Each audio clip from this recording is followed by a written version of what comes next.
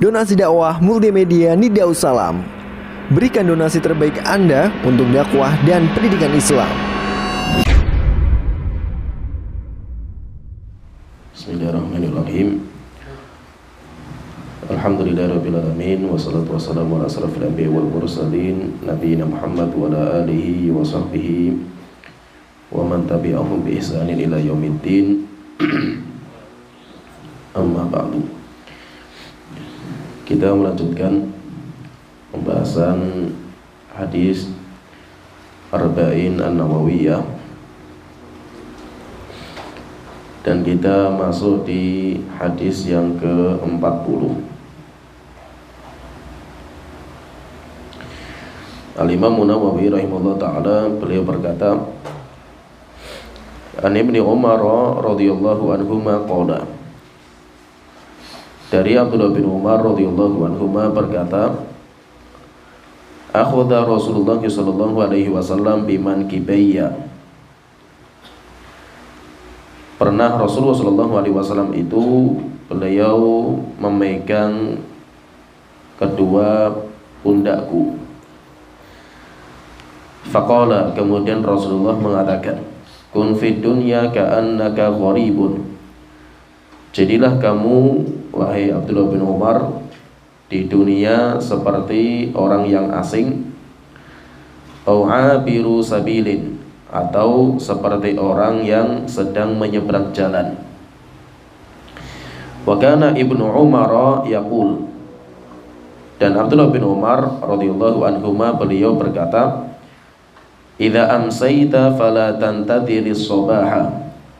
Maksudnya dari sabda Rasulullah itu, yaitu kalau kamu itu sedang di sore hari, jangan menunda-nunda amal sampai datangnya pagi hari. Wa idza asbahta fala tantadhiril masaa. Kalau kamu sedang di pagi hari, jangan menunda amal sampai sorenya. Wa khudh min sihhatika limaradika. Manfaatkan kesehatan yang masih kamu miliki untuk persiapan ketika datang sakitmu. Wa min hayatika limautika. Dan ambil kesempatan ketika masih hidup sebelum datang kematianmu. Rawahul Bukhari. Hadis ini dikeluarkan oleh Imam Bukhari. Di dalam hadis ini Rasulullah SAW menjelaskan sebuah kaidah penting dalam menjalani kehidupan dunia, yaitu bahwa seseorang itu dia cita-cita di dunia itu harus diputus. Hendaknya cita-cita dia itu adalah akhiratnya. Oleh itu kata Imam Ibnu Rajab, beliau mengatakan, hadzal hadits aslun fi qisaril amali fi dunya. Hadis ini merupakan pondasi kaidah asal tentang memendekkan cita-cita di dunia. Wa annal mu'min la yanbaghi lahu ay yattakhidha dunya watanan wa maskanan fayatma'inna fiha. Dan selayaknya bagi seorang muslim itu tidak menjadikan dunia sebagai tempat tinggal yang selama-lamanya, atau sebagai rumah yang kekal sehingga dia nyaman dengan tinggal di dunia. Walakin yambaghi ayyakuna fiha ka'annahu ala janahi safarin. Tetapi hendaknya seorang muslim itu menjadikan dunia sebagai perjalanan, yaitu seperti kita itu sedang musafir. Yuhayyi jihazahu lirrahil. Seorang musafir itu dia senantiasa mempersiapkan bekal untuk perjalanan. Intinya kalau kita perhatikan dalam hadis ini, Rasulullah SAW memberikan nasihat yang bagus sekali tentang kehidupan kita di dunia, bahwasanya kita itu sedang musafir. Tujuan kita bukan di dunia. Tujuan kita adalah kita sampai di finish yang paling akhir, yaitu di surga Allah Ta'ala.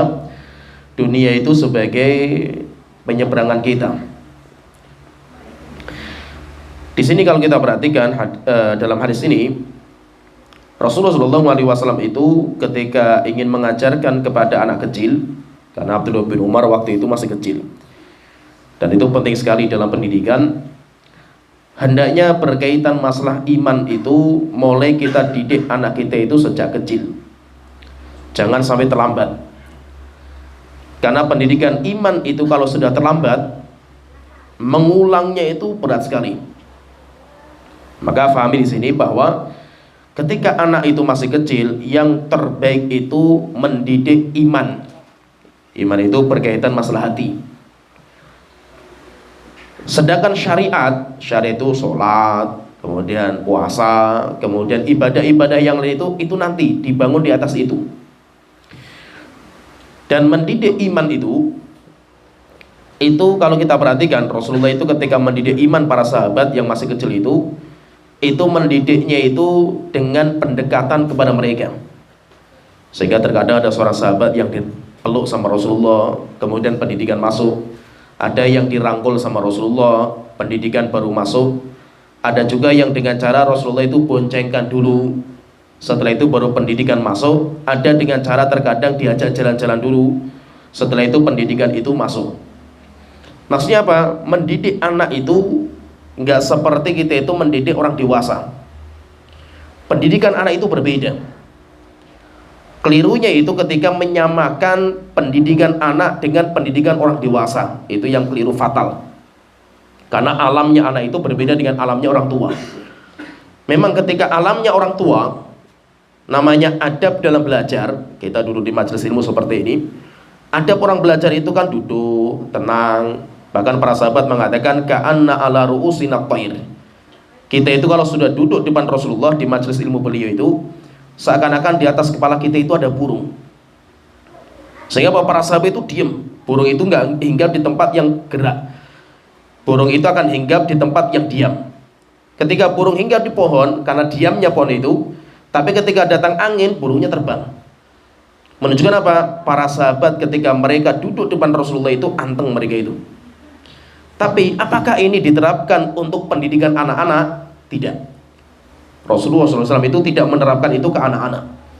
Pendidikan Rasulullah terhadap anak itu santai. Seperti tadi kita sebutkan, terkadang bermain dulu, terkadang dirangkul, terkadang diboncengi, dan yang lainnya baru masuk pendidikan. Sehingga apa? Sehingga gaya pendidikan anak itu berbeda. Tetapi yang penting di sini, fahami di sini, bahwa pendidikan anak itu yang paling inti itu pendidikan iman. Pendidikan iman itu paling penting. Yaitu apa? Kita membangun iman dalam hatinya anak. Iman itu apa? Cinta kepada Allah, cinta kepada Rasul, cinta kepada Islam, cinta kepada akhirat, kemudian tidak terlalu cinta kepada dunia. Itu masalah iman. Tentang masalah syariat, hafalan Qur'annya berapa, kemudian sholatnya gimana, itu nanti. Kenapa? Karena sholat yang syariat yang paling wajib saja itu diperintahkan kepada anak ketika umur 7 tahun. Muru auladakum bis sholati wa hum abna'u sab'in. Perintahkan anak kalian untuk sholat ketika umur 7 tahun. 7 tahun pun masih biasa, masih berupa perintah. Belum boleh dipukul, belum boleh dipaksa. Kapan mulai dipukul itu? Wadribuhum 'alaiha wa hum abna'u asyrin. Pukul anak itu kalau nggak sholat ketika sudah umur 10 tahun. Sekarang pertanyaan, terus sebelum 7 tahun itu pendidikannya apa? Kan sholat saja itu umur 7 tahun. Itu yang sholat. Apalagi yang lain, Quran dan yang lainnya itu nanti. Terus sebelum 7 tahun itu apa pendidikannya itu? Pendidikan iman. Memang pendidikan iman itu nggak kelihatan. Karena iman itu kayak pondasi.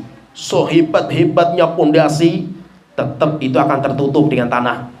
Karena pondasi memang ditutup, nggak kelihatan, tetapi pondasi ini sangat berpengaruh untuk bangunan ke atasnya.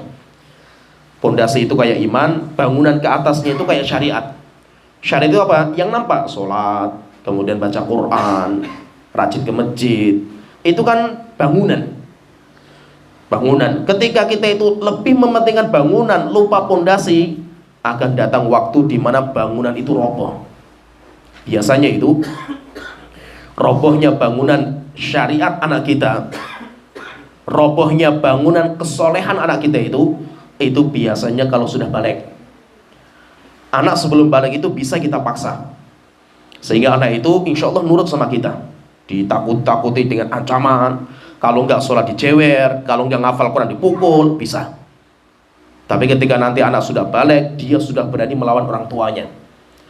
Nah itu kenapa kita melihat sekarang itu pendidikan kita itu kayak rapuh. Pendidikan kita itu rapuh, apalagi generasi anak-anak kita.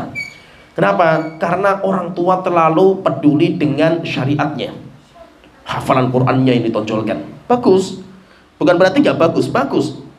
Sholatnya yang ditonjolkan, tapi orang tua lupa anak itu cinta sama Allah atau tidak, anak itu cinta sama sholat atau tidak, anak itu cinta sama Quran atau tidak. Itu yang perlu dipikirkan. Nah itu kalau kita lihat itu pendidikan Rasulullah itu kepada generasi para sahabat, baik yang anak-anak mereka itu, Rasulullah itu mengakhirkan syariat, melamakan pendidikan iman. Lama sekali pendidikan imannya itu. Tetapi hasilnya luar biasa generasi para sahabat itu.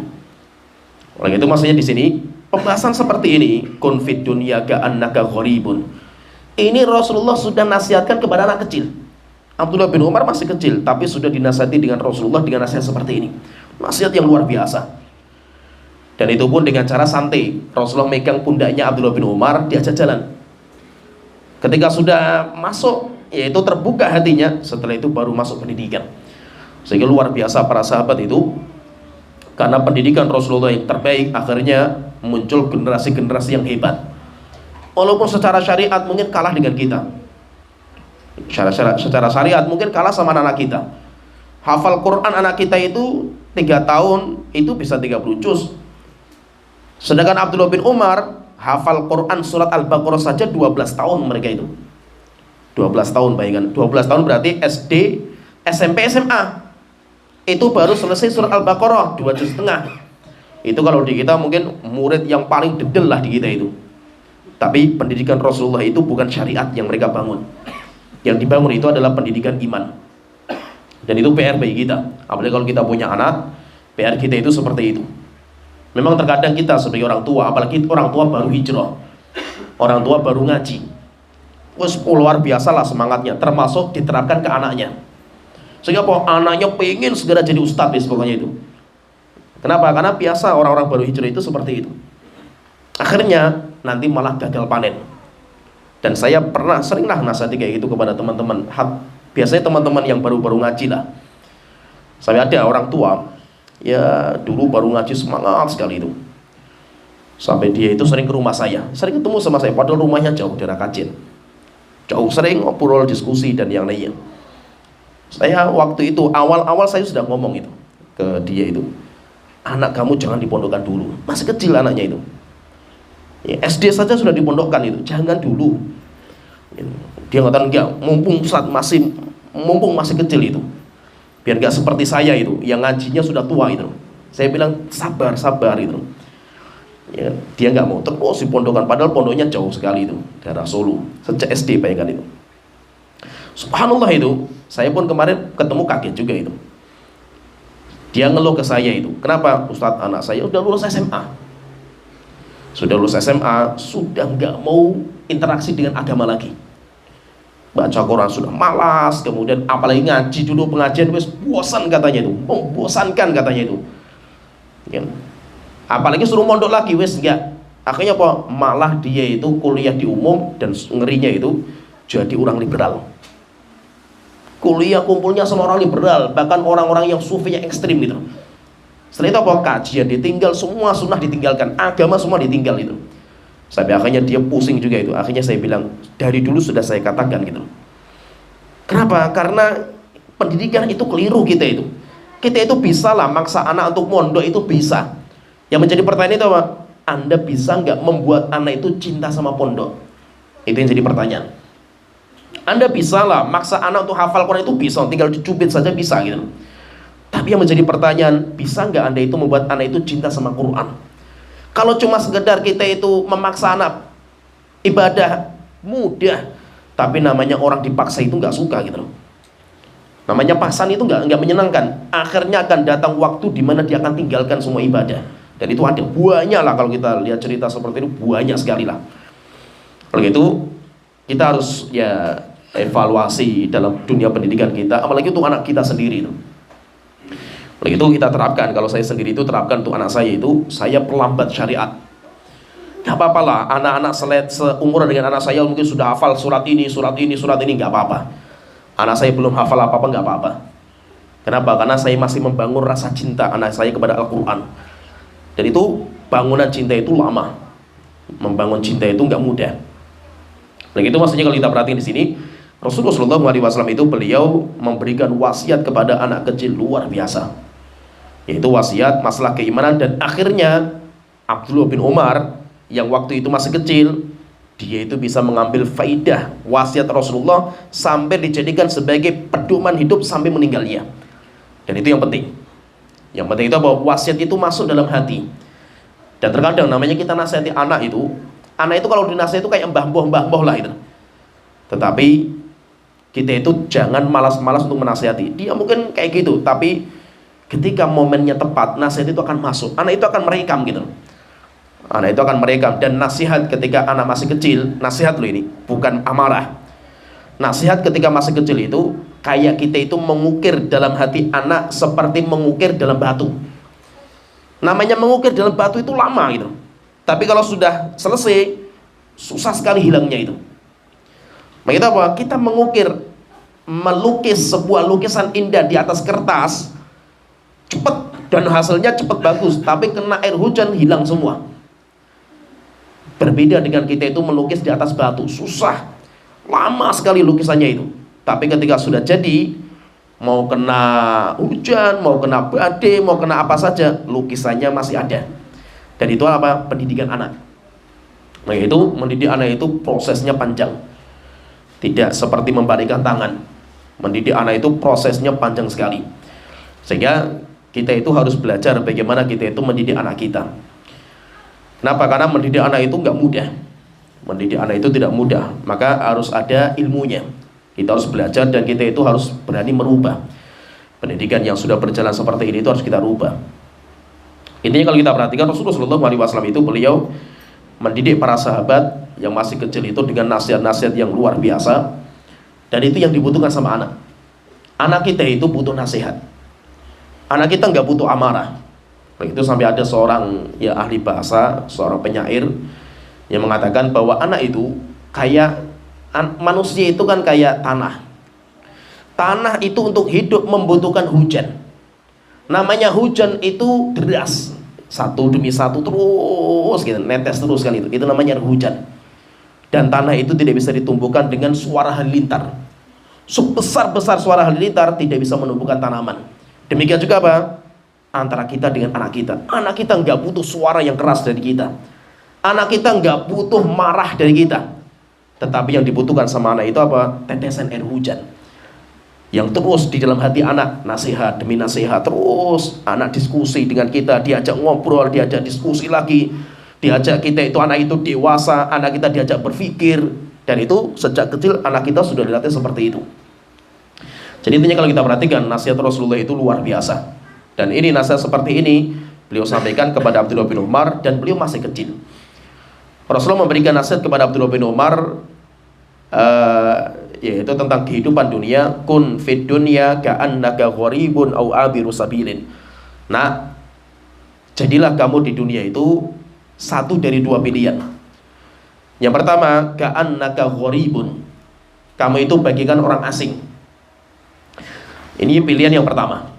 Apa itu orang asing? Orang asing itu ibaratnya kayak kita mampir di luar kota. Saya misalkan orang Pekalongan, ya keluarga saya di sini, teman-teman saya di sini, ya semua saya di sinilah itu. Kerjaan saya juga di sini. Tapi suatu ketika saya itu ada urusan di luar kota. Pergilah saya keluar kota. Di luar kota, saya nggak punya keluarga, saya tidak punya teman, saya tidak punya rekan kerja. Cuma ada hajat yang harus saya selesaikan. Saya di tempat itu asing. Namanya orang asing, dia itu nggak mungkin santai-santai, ngopi, tidur-tiduran ya. Kenapa? Karena saya bukan di situ hidupnya. Saya harus selesaikan segera. Kenapa? Saya punya keluarga, saya punya istri, saya punya anak, saya punya teman, saya punya kerjaan yang harus saya selesaikan di kampung saya. Akhirnya apa? Dia selesaikan segera. Itulah kehidupan seorang ketika di dunia itu seperti itu. Kayak kita itu orang asing di tempat itu, kita harus segera pulang. Kita harus segera lanjutkan perjalanan.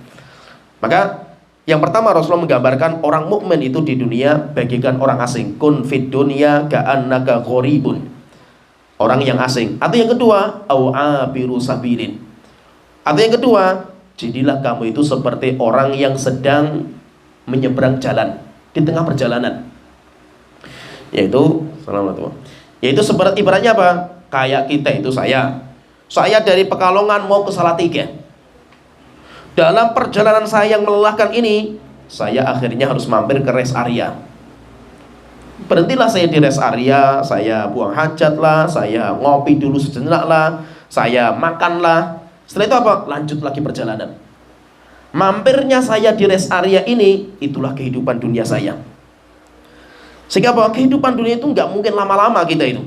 Kenapa? Karena kita masih panjang, perjalanan kita itu masih panjang sekali harus kita lalui. Sampai tujuan kita nanti selesai kapan? Ketika kita sudah sampai di kampung halaman, ketika kita mudik. Ketika kita mudik sampai di kampung halaman, ketemu sama orang tua, kita masuk di rumah kita, disitulah ending kita, finish kita di situ. Sedangkan di rest area itu masih di pertengahan jalan, kita masih mampir, abiru sabilin kita itu, sedang menyeberang sebuah jalan. Bukan disitulah kita itu bersantai-santai, bukan di situ kita itu bergembira, bukan. Kenapa? Karena kita belum sampai ke tujuan kita. Oleh itu, ketika kita itu di dunia, ingat bahwasanya dunia itu akan kita tinggalkan. Dan semua kita itu yakin, gak ada yang gak yakin.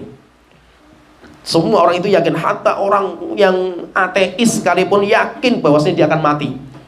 Gak ada seorang pun yang meyakini bahwasanya dirinya itu kekal dan abadi di dunia. Tapi yang menjadi permasalahan itu, kenapa kok kita itu gak mempersiapkan diri itu? Itu yang menjadi pertanyaan. Kita yakin bahwasanya kematian itu akan datang, waktu yang kita takuti itu akan datang. Tapi yang menjadi masalah itu, kenapa kita tidak bersiap-siap? Bagikan orang musafir itu kan dia itu mempersiapkan bekal, ya, bekal yang terbaik untuk safar dia. Maka demikian juga apa? Demikian juga kita. Oleh karena itu, seorang yang mukmin dia itu tidak akan menghabiskan waktunya di dunia. Memang seorang mukmin itu capek. Kita semuanya capek. Bukan hanya kita yang capek. Yaitu bukan hanya saya, tapi Nabi dan Rasul, ulama-ulama kita yang lebih tinggi ilmunya saja semuanya capek, lelah, letih semuanya itu. Kenapa? Karena kita masih musafir. Karena kita itu masih musafir. Sampai kapan kita itu rebahan? Sampai kapan kita itu menaruh punggung kita? Kita istirahat dari rasa capek kita itu ketika kita sudah memasukkan kaki kita di surga. Itulah istirahatnya seorang muslim. Sebelum itu nggak ada namanya istirahat. Lelah, letih, Masya Allah, dan lelahnya itu luar biasa. Kita kalau melihat para nabi dan rasul itu sampai terkadang kalau kita pikirkan itu, Rasulullah SAW, orang kalau sering membaca biografinya beliau itu kayak apa? Beliau itu membagi waktunya itu kayak apa gitu loh. Sampai kita itu terkadang nggak kepikiran gitu loh. Gimana beliau itu membagi waktu itu? Istirahatnya kapan gitu loh. Sekarang kalau kita lihat, misalkan kita lihat biografinya beliau, Rasulullah SAW itu sebagai seorang nabi,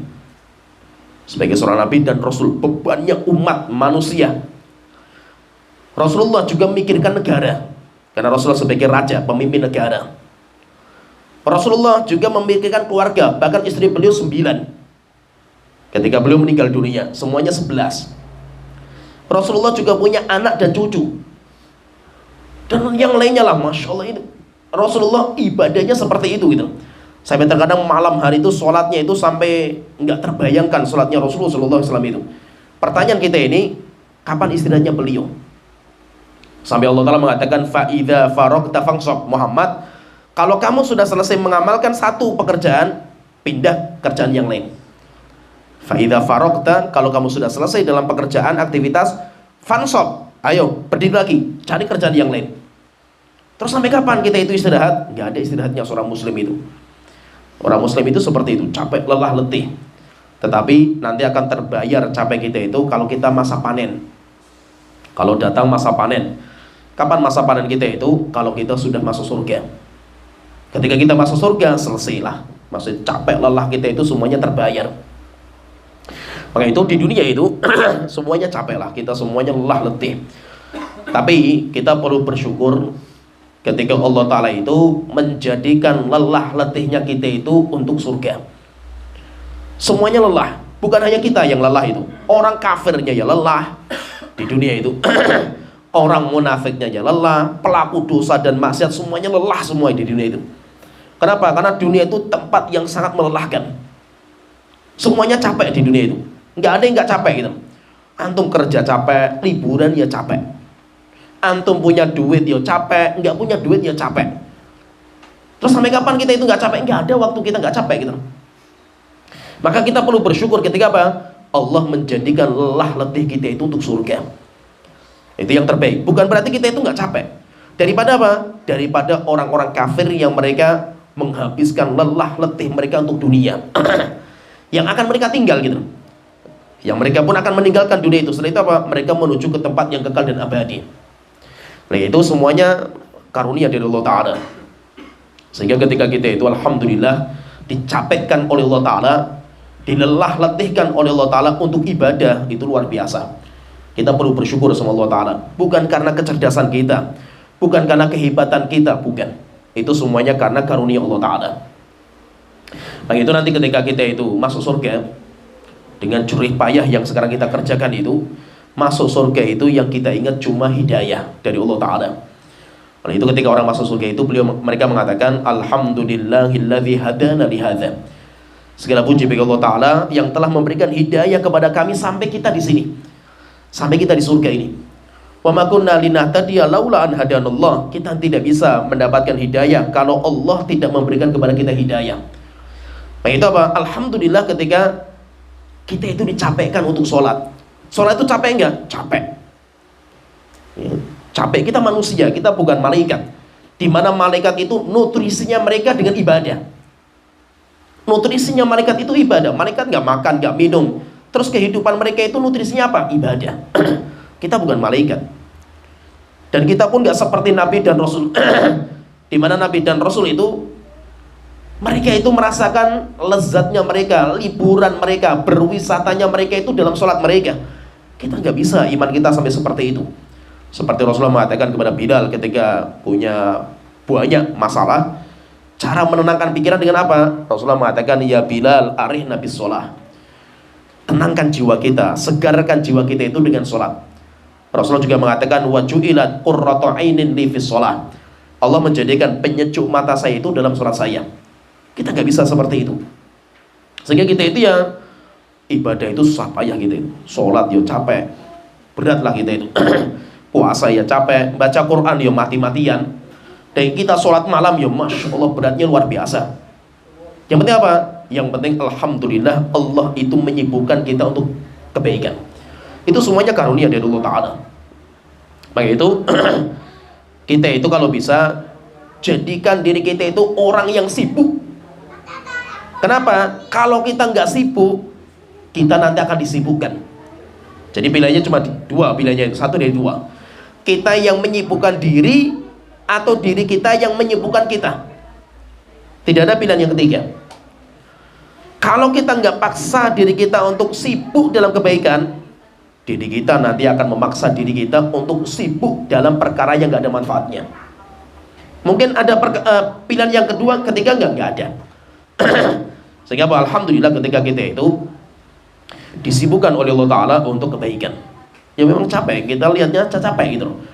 Masya Allah itu, kita itu gak ada apa-apanya lah capeknya kita dengan manusia zaman dahulu. Tapi yang penting apa? Kita berusaha. Kita berusaha. Sehingga apa? Memang capek, lelah.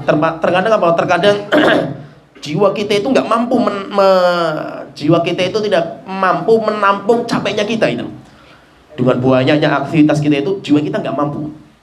Sampai akhirnya apa? Ya terkadang loyo, terkadang sakit, terkadang dan yang lain. Kenapa? Alhamdulillah ketika apa? Kita itu capeknya untuk itu gitu.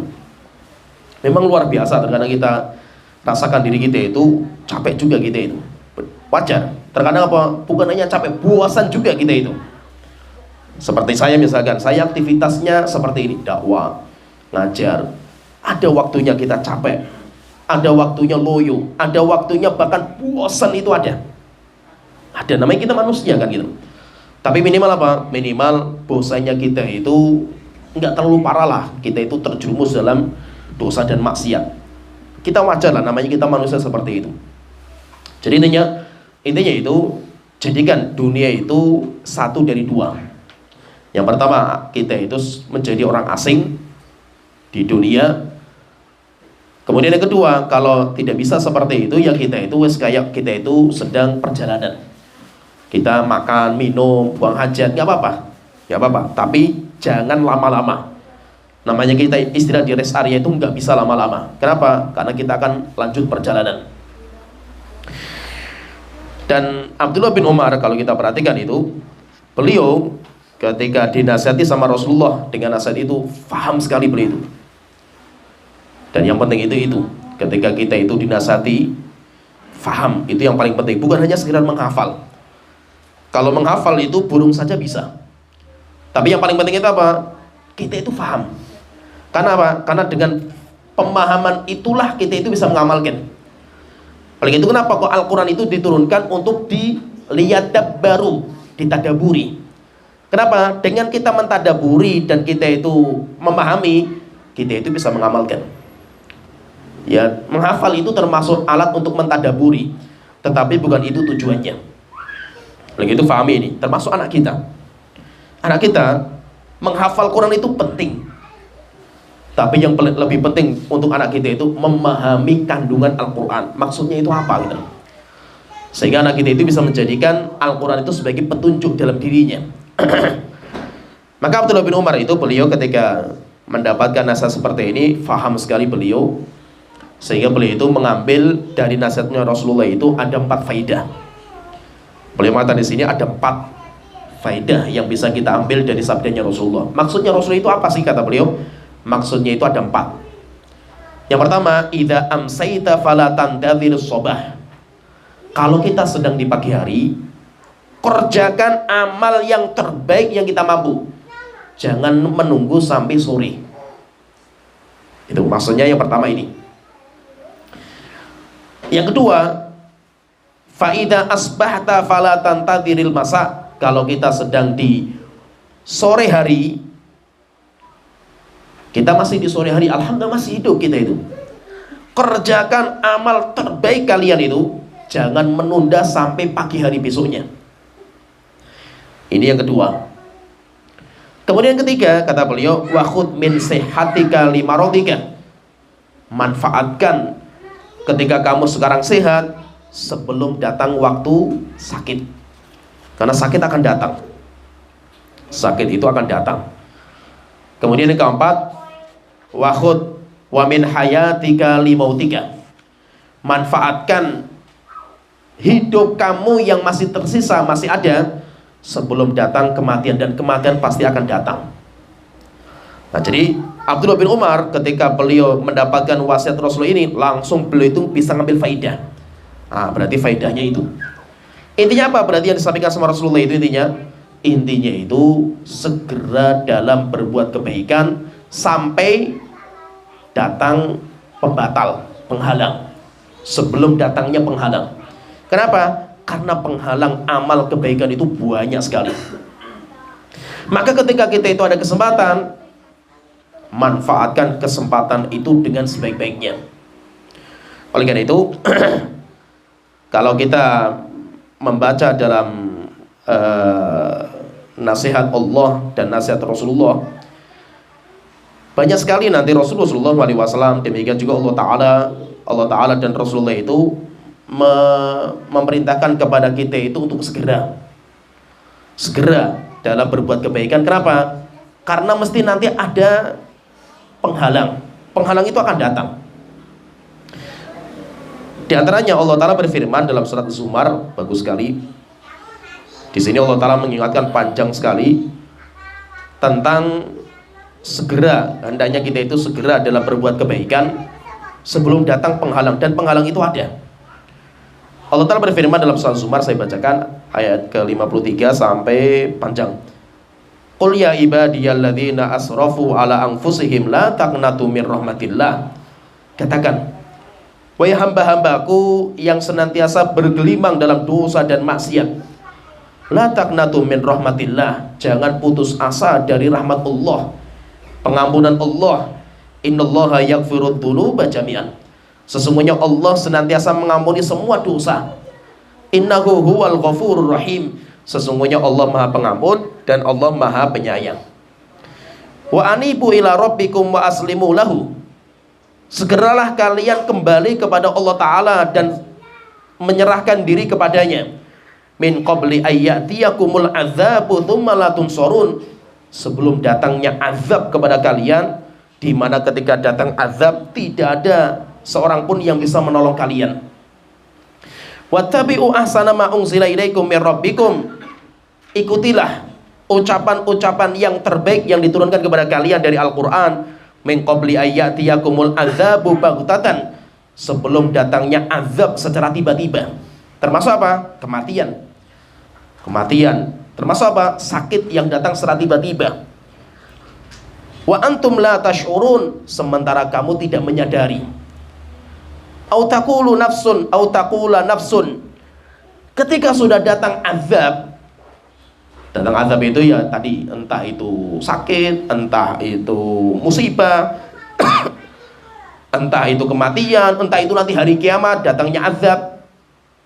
Ketika sudah datang azab secara tiba-tiba, maka setiap jiwa itu nanti akan mengatakan, ya hasrata ala ma farrattu fi jambillah, celaka saya terhadap apa yang dulu saya sia-siakan. Yaitu apa? Ibadah kepada Allah Ta'ala saya sia-siakan. Wa in kuntu laminas sakhirin, dan saya dulu termasuk orang-orang yang mengolok-olok agama Allah Ta'ala. Au taqula law annallaha hadani lakuntu minal muttaqin, atau dia menyesal kemudian dia mengatakan, jikalau Allah memberikan kepada saya hidayah, niscaya saya akan menjadi orang yang bertakwa dulunya. Au taqula hina taral azab, atau dia akan mengatakan ketika dia sudah melihat azab datang kepadanya, law anna li karratan fa akuna minal muhsinin, jika seandainya film bisa diputar kembali, jika seandainya kehidupan bisa diputar kembali, bisa diulang kembali, saya akan menjadi orang yang baik. Bala qad ja'atka ayati, maka Allah Ta'ala mengatakan, sungguh itu semuanya sia-sia semua. Penyesalan kalian itu sia-sia. Telah datang kepada kalian ayat-ayatku, fakadzabta biha wastakbarta wa kunta minal kafirin, tapi kalian mendustakan, kalian sombong, dan kalian termasuk orang-orang yang ingkar. Wa yaumal qiyamati taral ladzina kadzabu 'alallahi wujuhuhum muswaddah, di hari kiamat nanti kalian akan melihat orang-orang yang mendustakan Allah, wajah mereka menghitam. Alaysa fi jahannama mathwal lil mutakabbirin, bukankah neraka jahanam tempat yang paling cocok bagi orang-orang yang sombong ketika di dunia. Wa yunajjillahu alladzina taqaw bimafazatihim, setelah itu Allah Ta'ala mengatakan, tapi di waktu itu Allah akan menyelamatkan orang-orang yang bertakwa karena karunia Allah Ta'ala. La yamassuhumus su'u wa lahum yahzanun, dan mereka orang-orang yang bertakwa, mereka tidak ditimpa azab dan mereka tidak pernah sedih selama-lamanya. Allahu khaliqu kulli syai'in wa huwa ala kulli syai'in wakil. Allah pencipta segala sesuatu dan Allah memelihara atas segala sesuatu. Lahu maqalidus samawati wal ard walladzina kafaru bi ayatillahi ulaika humul khasirun. Allah yang memiliki kunci-kunci langit dan bumi, sedangkan orang-orang yang kafir kepada ayat Allah, merekalah nanti orang-orang yang merugi. Jadi kalau kita perhatikan dalam ayat ini,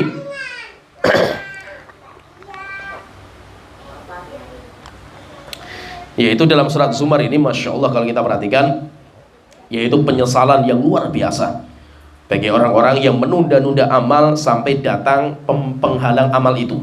Dan semuanya nanti kita akan merasakan. Allah Ta'ala juga berfirman dalam surat Al-Mu'minun, hatta idza jaa ahadahumul mautu qala rabbirji'un, sampai ketika datang kepada mereka kematian, mereka akan mengatakan, wahai Tuhanku, tolong kembalikan saya hidup lagi di dunia.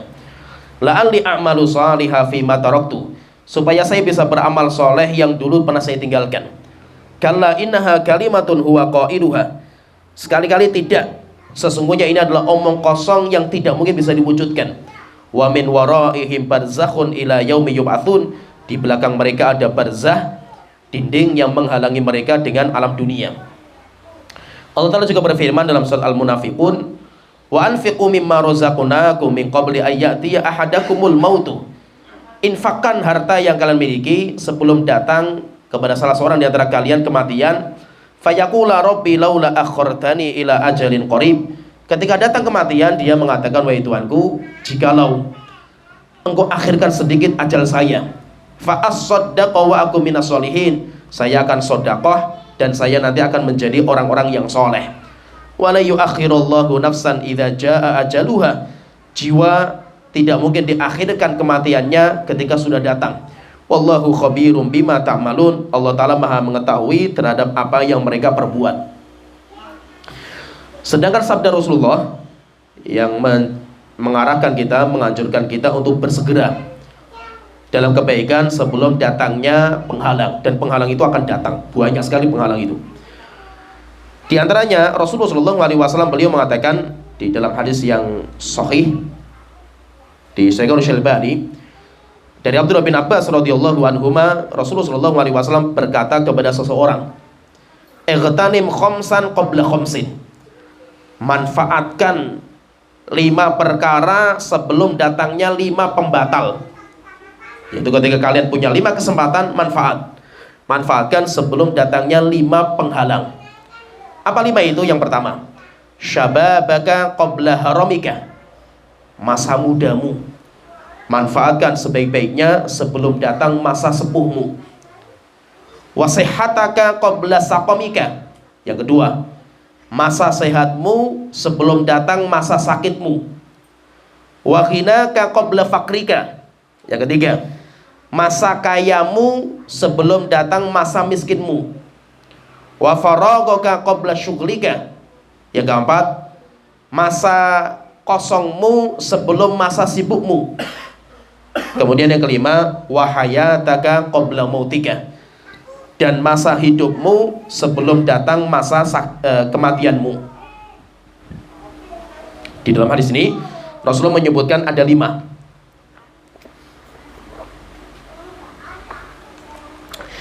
Kalau dalam hadis yang lain dikeluarkan oleh Imam Muslim dari Abu Hurairah radhiyallahu anhu, Rasulullah SAW beliau bersabda, "Badiru bil a'mali sittan."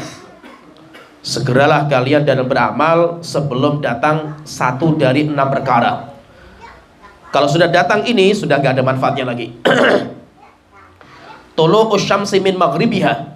Yang pertama, terbitnya matahari dari barat. Awid dukhon. Yang kedua, sebelum datangnya asap. Yang ketiga, awid dajjal. Sebelum datangnya dajjal. Kemudian yang keempat, awid dabah.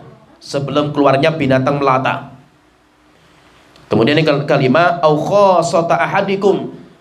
Atau datangnya fitnah yang menimpa perorangan kalian. Kita pribadi misalkan fitnah. Yang namanya fitnah itu banyak sekali, macam-macam. Fitnah masalah harta, fitnah masalah keluarga, masalah kerjaan, masalah diri, semua macam-macam. Au amril amah. Kemudian yang keenam, atau sebelum datang fitnah yang menimpa banyak orang. Fitnah yang berkaitan masalah negara. Kita nggak pernah tahu juga itu. Sampai kapan kita itu bisa ibadah sekarang seperti ini? Contohnya misalkan ini, kita sekarang memanjangkan jenggot ini. Sampai kapan kita itu bisa terus memanjangkan jenggot? Kita nggak tahu juga. Ada pondok pesantren, kita bisa ngajar misalkan. Sampai kapan kita bisa ngajar? Kita nggak tahu juga. Mungkin kita datang fitnah yang menimpa diri kita, atau mungkin fitnah yang menimpa masyarakat kita, sehingga berbalik semua itu. Kita nggak pernah tahu itu. Kayak di Yaman, dulu kita belajar di Yaman masih aman-aman saja itu. Siapa yang tahu rupanya Yaman setelah itu perang. Akhirnya banyak ulama-ulama Yaman yang keluar dari Yaman, pergi ke luar negeri. Sehingga apa? Sehingga pasti penghalang itu akan datang. Dalam hadis yang lain dikeluarkan oleh Imam Tirmidzi, Rasulullah SAW beliau bersabda, "Badiru bil a'mali sab'an." Segeralah kalian dalam beramal sebelum datangnya 1 dari 7 perkara. Rasulullah mengatakan hal tantadziruna illa, Rasulullah mengatakan tidaklah kalian menunggu-nunggu amal kecuali nanti akan datang perkara yang menghalangi kalian. Apa itu? Yang pertama, fakrin munsin, kefakiran yang melalaikan ibadah kita. Kita mungkin sekarang sudah masih kaya, alhamdulillah ekonomi masih kita terbuka, sehingga alhamdulillah kita masih bisa ngaji, masih kita bisa sholat malam, puasa. Siapa yang masih menjamin kalau ekonomi kita masih seperti itu? Tiba-tiba datang corona, habis corona kita itu menghancurkan ekonomi kita, pusing, stres kita itu ketika harta kita semuanya habis. Yang kedua, aughina mutghin. Yang kedua, atau datangnya masa kaya yang membuat congkak kita. Kita sekarang alhamdulillah lah, ekonomi kita biasa, kerjaan kita masih biasa lah. Kita masih bisa ngatur waktu sehingga kita masih punya waktu longgar untuk ibadah, kita masih ada waktu untuk ngaji. Siapa yang bisa menjamin rupanya 1 bulan lagi kita punya tender besar, kita punya karyawan banyak sekali itu, akhirnya apa? Nggak ada kesempatan lagi kita untuk ngaji. Aumarodin mufsidin. Yang ketiga, atau datangnya penyakit yang merusak diri kita. Kita sudah nggak bisa berjalan, kita sudah nggak bisa ngomong, kita sudah nggak bisa gerak, terus percuma kita, cita-cita kita sudah hilang semua. Au haramin mufnidin. Atau sebelum datang haram, pikun, datangnya masa tua yang akan menghilangkan semua memori kita, kayak kita anak kecil lagi. Au mautin mujhizin. Atau datangnya kematian yang semuanya sudah kita bersiap-siap, yaitu dan kita nggak tahu kapan datangnya. Awid dukhol, awid dajjal. Atau yang keenam, datangnya dajjal. Rasulullah mengatakan setelah itu, fasyarru ghaibin yungtadhar. Dan dajjal itu sejelek-jelek orang yang ditunggu, yaitu sejelek-jelek orang yang ditunggu oleh manusia. Kemudian yang terakhir, yang ke-8, awisaati fasaatu adha wa amar. Atau datangnya hari kiamat, dan hari kiamat itu lebih pahit lagi dan lebih berat lagi bagi kita. Jadi kalau kita perhatikan di sini, intinya Rasulullah SAW di sini intinya beliau mengingatkan kepada kita untuk kita itu segera dalam kebaikan. Terus pertanyaan di sini yang terakhir, terus bagaimana kita itu terhadap sesuatu yang sudah berlalu gitu. Kita alhamdulillah dapat hidayah ketika sudah tua seperti ini. Terus bagaimana yang kita kerjakan? Manfaatkan yang tersisa. Niscaya Allah akan menutupi yang sudah berlalu. Ada sebuah nasihat bagus sekali disampaikan oleh Fudail bin Iyad rahimahullah ta'ala, disebutkan sama Imam Rajab, Masya Allah itu nasihatnya. Dan kita semuanya termasuk orang yang ya istilahnya dikental lah sama beliau, dinasihati sama beliau, kita semua. Fudail bin Iyad itu pernah berjumpa dengan seseorang, orang sudah tua. Ditanyakan, atat alaika, Pak, umur kamu berapa? Qala situna sanah. Maka bapak itu mengatakan, saya punya umur 60, sudah 60. Wahai imam. Qala, maka Fudail bin Iyad mengatakan, fa anta muddu sittina sanatan tasilu ila rabbika. Pak, berarti sudah 60 tahun Anda itu berjalan menuju Tuhan kamu itu. Coba bayangkan, kita perjalanan musafir sudah 60 tahun, bayangkan itu lamanya itu. Yushiku antabluk, berarti sudah hampir sampai kamu itu. Sudah 60 tahun itu kamu musafir kan itu. Sudah hampir sampai kamu kepada Allah Ta'ala. Faqala rajul, maka bapak tua kaget dengan apa yang disampaikan sama Imam Fudail. Setelah itu dia mengatakan, inna lillahi wa inna ilaihi raji'un. Sadar baru saya itu, yaitu bahwasanya saya akan kembali kepada Allah Ta'ala. Baru sadar ketika disampaikan itu. Qala al-Fudail, akhirnya Fudail bin Iyad bertanya, Ata arifu tafsirahu, Pak, faham gak maksudnya apa yang saya sampaikan? Yaitu kamu faham gak apa yang saya sampaikan tadi itu? Yaitu bahwasanya apa? Kamu sudah hampir sampai sebenarnya itu. Kamu sudah musafir selama 60 tahun kan gitu. Berarti sudah mau sampai kamu ini. Takul, yaitu maksudnya itu Pak, kata Fudail bin Iyad itu maksudnya, ana lillahi abdun, saya itu hamba ciptaan Allah Ta'ala, wa ilaihi raji, pasti saya itu akan dikembalikan oleh Allah Ta'ala. Faman alima annahu lillahi abdun. Pak, kalau kamu itu tahu bahwasanya kita itu hamba milik Allah, wa annahu ilaihi raji, dan kita itu akan dikembalikan kepada Allah Ta'ala, falyalam annahu mauquf. Ingat Pak, bahwasanya nanti kalau kita sudah kembali kepada Allah, kita akan berhadapan di hadapan Allah Ta'ala. Kita akan berdiri di depannya Allah Ta'ala. Wa man alima annahu mauqufun falyalam annahu mas'ul. Dan kalau dia itu di depan Allah berdiri, ingat Pak, kita nanti akan ditanya sama Allah Ta'ala. Itu nanti Allah akan bertanya sama kita, nggak main-main pertanyaan itu. Wa man alima annahu mas'ul. Kalau kamu itu tahu nanti kamu akan ditanya di hadapan Allah, fal yu'idda lis-su'ali jawaban. Segera siapkan jawaban. Nanti kita mau jawab apa di hadapan Allah Ta'ala. Faqala rajul, akhirnya bapak ini sedih sekali itu.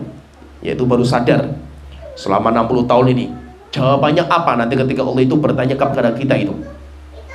Akhirnya bapak ini bertanya, famal hilah, wahai imam, terus solusinya apa? Saya sudah 60 tahun gitu, masih itu 60 tahun kita nggak tahu lah gitu, kita kemana gitu. Terus solusinya apa? Umur saya sudah seperti ini itu. Maka beliau mengatakan, yasirah, mudah, gampang Pak solusinya itu. Qala ma hiya, maka beliau bertanya, apa itu wahai imam? Maka beliau mengatakan, nasihat bagus sekali, Masya Allah nasihat beliau. Fudail bin Iyad ini beliau mengatakan, tuhsin fima baqiya yughfar laka ma madha. Pak, manfaatkan sebaik-baiknya yang tersisa. Mau yang tersisa setahun, 2 tahun gak apa-apa gitu. Tapi apa? Sekarang manfaatkan yang tersisa dengan sebaik-baiknya. Mudah-mudahan Allah menutupi kekurangan kita yang sebelumnya. Walaupun yang sebelumnya sudah 60 tahun lah gitu, semuanya 60 tahun itu nggak tahu kemana lah gitu. Tapi mudah-mudahan masih ada waktu, sehari, 2 hari, sebulan, 2 bulan, setahun, 2 tahun. Manfaatkan dengan sebaik-baiknya, niscaya Allah akan menutupi kekurangan kita yang sebelumnya. Setelah itu beliau mengatakan, fa innaka in asakta fima baqiya. Tapi ingat wahai bapak, kalau yang tersisa saja kamu sia-siakan, yaitu sudah 60 tahun kita sudah nggak tahu itu besok mati atau 1 bulan lagi mati, setahun lagi mati, kita nggak tahu itu. Yang tersisa ini kok kamu sia-siakan, ukhita bima madha wa bima baqiya.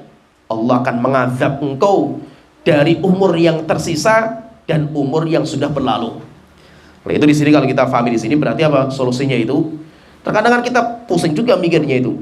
Kita dapat hidayah sudah segini umur kita. Udah segini pun yo baca Quran susah, sholat malam yo malas-malasan, ibadah yo seperti ini. Padahal apa? Sudah 20 tahun, 30 tahun, 40 tahun sudah berlalu kan itu. Terus bagaimana solusinya itu? Solusinya yang tersisa kita manfaatkan dengan sebaik-baiknya.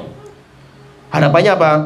Mudah-mudahan kebaikan kita dari umur yang tersisa kita ini bisa menutupi semua kesalahan kita di hari-hari sebelumnya. Walaupun 20 tahun, 30 tahun gak apa-apa. Kenapa? Karena Allah itu Maha Pengampun. Sehingga itu harapan kita seperti itu. Oleh itu maksudnya apa? Kita itu jangan putus asa dari rahmat Allah Ta'ala. Rahmat Allah luas sekali. Para sahabat mereka masuk Islam sudah tua-tua mereka itu. Tetapi apa? Dengan mereka itu menutupi kesalahan mereka, semuanya bisa terbayar. Maka tinggal kita itu mau menutupi kesalahan kita enggak? Kita itu mau menutupi kekurangan kita di masa-masa sebelum kita enggak itu? Seperti misalkan kita kenal sunnah atau kita itu baru hijrah, kita itu tobat umur 30 tahun. Enggak apa-apa, berarti selama 30 tahun kita sudah habis hilang semualah masa baik kita itu. Ya sudah enggak apa-apa, kita masih punya waktu untuk menutupi itu. Dan terkadang umur yang sedikit tapi kita manfaatkan dengan sebaik-baiknya, kita bisa menutupi semua yang ada. Oleh itu nggak ada masalah, kita semuanya punya latar belakang lah, kita itu punya latar belakang yang jelek semua. Ya kan? Kita semuanya punya itu. Tapi apa? Mudah-mudahan dengan kita itu manfaatkan yang tersisa, kita itu bisa menutupi kekurangan kita sebelumnya. Oleh itu, mari kita itu buka lembaran baru. Ya sudah, sesuatu yang sudah berlalu biarkan berlalu. Tetapi kita masih punya harapan, yaitu masa-masa yang tersisa ini kita manfaatkan dengan sebaik-baiknya. Oleh itu kalau kita itu masih bisa baca Quran, baca Quran. Kita masih bisa untuk sholat malam walaupun gak banyak, gak apa-apa gitu. Kalau kita bisa belajar agama, walaupun belajar agama gak paham-paham, gak apa-apa. Kenapa? Karena kita belajar agama itu bukan untuk, yaitu semata-mata kita itu pengen jadi ustadz atau kita itu paham, bukan. Kita itu belajar agama itu pengen dapat pahala. Walaupun kita itu nggak paham, belajar bahasa Arab misalkan nggak paham, belajar Al-Quran muter-muter makhorijul huruf bismillah saja itu nggak sampai-sampai gitu, muter-muter keliru terus, nggak apa-apa gitu. Kenapa? Karena kita bukan hasilnya yang kita inginkan itu. Tapi yang kita inginkan itu kita memanfaatkan hari yang tersisa ini dengan sebaik-baiknya. Harapannya apa? Harapannya itu kita itu meninggal di atas kebaikan-kebaikan ini. Walaupun kita bukan orang hebat lah, nggak apa-apa gitu. Nah, jadi yang dimasukkan dengan hadis ini seperti ini. Maka mari kita manfaatkan waktu-waktu yang tersisa. Capek, memang capek, lelah, letih, memang seperti itu. Ini saja terkadang kita itu kalau melihat perjuangan ulama-ulama kita itu kayak nggak masuk akal gitu. Maka itu terkadang di antara cara supaya kita itu semangat. Ini kalau saya dulu itu dan sampai sekarang seperti itu. Jadi untuk memotivasi diri kita itu apa? Kita itu sering membaca sejarah. Sering membaca sejarah ulama-ulama kita. Ketika nanti kita itu mendapatkan ujian, kita mendapatkan apa, nggak ada apa-apanya kita itu. Terkadang namanya kita dapat ujian itu sedih itu iya, wajar gitu loh. Tapi dengan kita membaca sejarah itu pelipur lara kita gitu loh. Ya, pelipur lara. Terkadang kita itu sedih lah gitu. Saya misalkan, saya mendapatkan ujian misalkan dengan cara apa? Difitnah, ditahdir dan yang lainnya, sedih. Namanya ujian. Tapi ketika kita itu membaca biografi ulama-ulama kita, Imam Bukhari, Imam Syafi'i, nggak ada apa-apanya dengan saya kan itu. Saya itu kayak seujung kukunya lah dari ujian mereka itu. Saya walaupun mungkin di kota misalkan Pekalongan dihabisi, difitnah dan yang lainnya, alhamdulillah murid masih ada gitu. Pondok masih ada, kajian-kajian masih berjalan, walaupun di beberapa tempat dibubarkan. Imam Syafi'i murid bubar semua. Sampai murid gak ada yang belajar sama beliau, satu pun gak ada, kecuali cuma satu orang Imam Muslim. Kemudian beliau pindah ke sebuah negeri, diusir ke negeri yang lain, pindah lagi, diusir lagi itu. Saya belum ada apa-apanya itu. Akhirnya apa? Dengan kita membaca biografi ini, pelipur lara kita itu, enggak apa-apalah itu. Ujian mudah bagi kita itu. Nah itu apa? Sering baca sejarah. Sering baca sejarah. Banyak buku-buku terjemahan sejarah itu banyak, itu sering dibaca. Kenapa? Karena itu sebagai pelipur lara kita. Apalagi kita baca sirahnya Rasulullah, biografinya Rasulullah, Masya Allah itu pelipur lara semua kehidupan dunia kita itu. Dengan kita baca seperti akhirnya apa? Akhirnya kita itu menjalani dunia itu santai saja kita itu. Yang penting apa? Kita punya tujuan kita masuk surga. Sehingga apa? Kita itu insya Allah lebih mudah perjalanan kita. Ya mungkin sampai sini pembahasan kita, mudah-mudahan bisa bermanfaat. Wa akhiru da'wana alhamdulillahirabbil alamin, sallallahu alaihi Muhammad wa ala alihi wa sahbihi ajmain.